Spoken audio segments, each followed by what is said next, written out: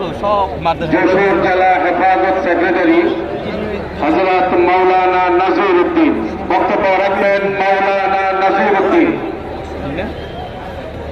আলহামদুলিল্লাহ ওয়াসসালাতু আলা আহদিহা আম্মা বা'দ।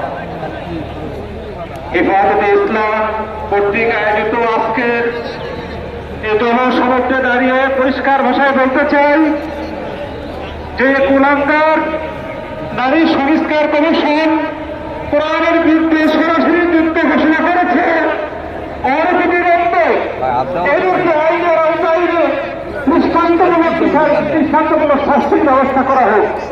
আমরা এই মহাজনের সমর্থ থেকে পরিষ্কার ভাষায় অত্যন্ত ঘৃণাভাবে তাদেরকে প্রত্যাখ্যান করছি এবং সাথে সাথে বলতে চাই যে সংবিধানের বহুত্ববাদের যে প্রস্তাব পেশ করা হয়েছে, যদি এই